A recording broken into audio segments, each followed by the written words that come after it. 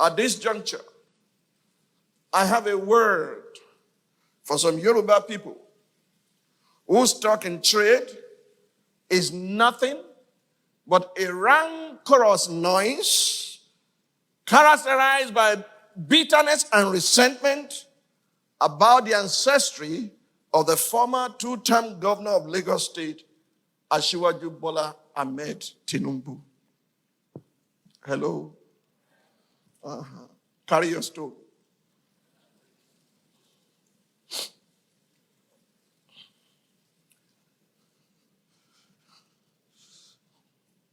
Shall I repeat myself? I say I have a word for those Yoruba rancorous elements, noise makers who had not achieved as much as Asiwaju Bola Tinubu had achieved, but they are always querying and worrying themselves about his ancestry. His trade users are quick to tell you he's from Iragbiji. That's where Jephthah came from. That's where he fled to. Oh, he's from Iragbiji in Osun State. He's not from Lagos State. As if that will resolve the issues that we face today. Please hear me loud and clear. Knowing the name of Asiwaju's biological mother or father or his place of birth cannot put food on the table of the hungry or create jobs for the unemployed and the unemployable. Despite his growing up challenges, the dents and the detours of his life, he, like Jephthah in the Bible, delivered Lagos State and nearly all the southwest states from the onslaught of the PDP from 1999 to 2007. And truth be told, without his cooperation and political dexterity, the APC victory at the polls in 2015 and 2019 would have been impossible. People, please note that I'm not Asiwaju's brand manager and definitely do not endorse everything you might have read about his present or his past or his lifestyle, his politics or his businesses. His spokesman can do that for him. All I know is that just as every saint has a past, every sinner has a future, and the best of men are still men at the very best. Frankly speaking, I'm not very sure that many of his trade users would have survived if they had gone through the vicissitude of life that Asiwaju Bola Tinubu went through. Therefore, those who are envious of him and those who desire to take his power slot should stop their useless talk about him and busy themselves with what can add value to society. Furthermore, no right-thinking person would describe himself as a self-made man. In the words of George Matthew Adams, there's no such thing as a self-made man. We are made up of thousands of others. Everyone who has ever done a kind deed to us or spoken the word of encouragement to us has entered into the makeup of our character and of our thoughts as well as our success. I think this was the basis of the relationship between the late Iyaloja Abibat Mogaji and his adopted son Asiwaju Bola Ahmed Tinubu. Therefore, the latter calling the former his mother is not only proper, it is also honorable. It is those demonizing their mother and son relationship that should find something profitable to do with their time. Asiwaju Ahmed Bola Tinubu did not and could not choose his biological parents, yet no one can forbid him from choosing his role models or stop him from changing his name. To his credit, like Jephthah the Gileadite, he had fought many battles on behalf of Yoruba people and won despite his rough beginning. And God does not need anybody's permission to put such in his hall of faith despite their past deeds and ancestry. In the words of Roman philosopher Seneca, he said, "It is a rough road that leads to the height of greatness." I hope my admonition is well received. Let me tell you why you must receive it, because I want to round up. I was at home when messages were sent to my phone, by WhatsApp. Elder statesmen who are strange bedfellows suddenly came together. They said, in order to deliver Yoruba people, we must has come together. These are strength-dead fellows. And their representative came to my home and said, Pastor, they've put my name there. They didn't consult me before they put my name. And they put other eminent Yoruba people there also. Men of the cloth and those who are naked.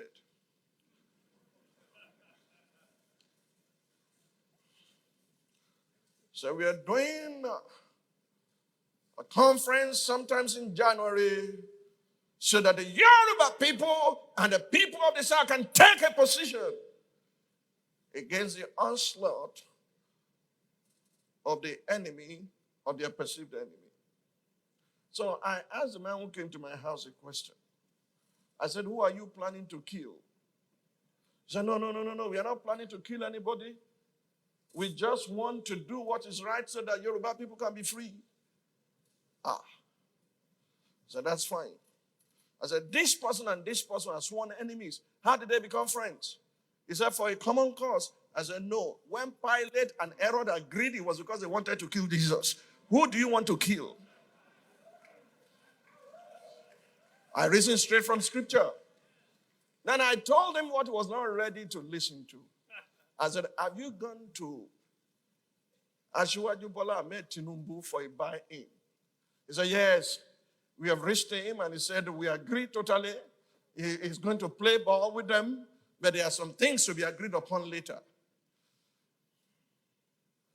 And the week after, Asiwaju Bola's group also fixed the same date in the same Ibadan city for their own summit, summoning all the governors of Southwest and all the Obas to be there. Who will follow the others? Nobody.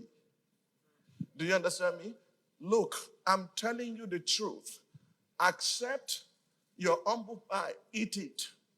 When you were sleeping, Asiwaju Bola Tinubu was working day and night. He secured Lagos, secured Ogun, secured Oyo, secured Osun, secured Ekiti, secured Ondo, secured Edo. And you say it's a nobody or there. And you think he labored that much to now say, come and take. No. He's not a fool. Jephthah is not an idiot. Stop all this nonsense about ancestry. You will kill your heroes. And those who can deliver you, you will put them aside and nothing will happen. All these Sakabula leaders, they don't have machine gun. All they have is Shaka. You know what Sakabula is? Then gone. He that has ears to hear, let him hear. I'm not afraid of anybody. Ojo Benny Kosore and stop plotting, scheming against someone. He had his past, you have yours. Even Pope has a past. Don't let me expose your men of God, though.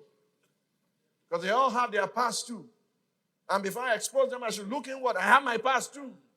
And you do too.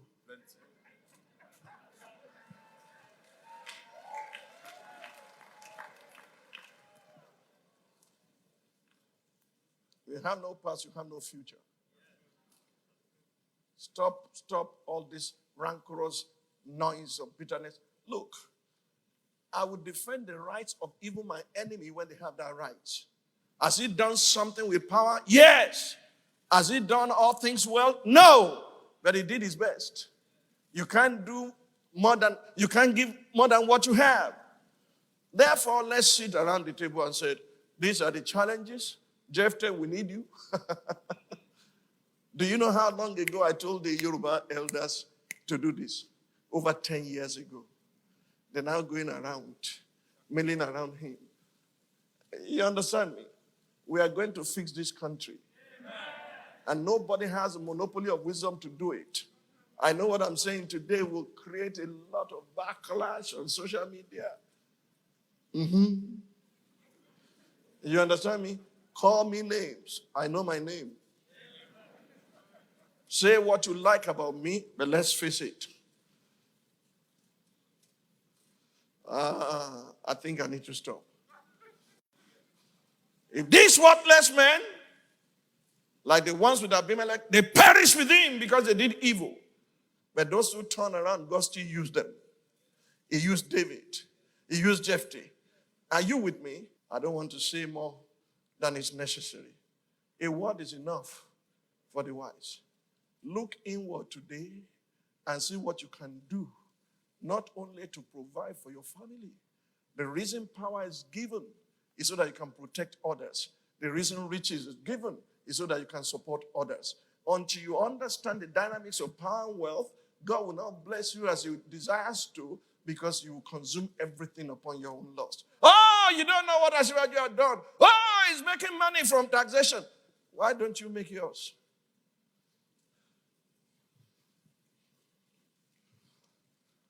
If the system allowed it and he exploited that system to his own advantage, I read it on his 60th anniversary interview by the Guardian newspaper.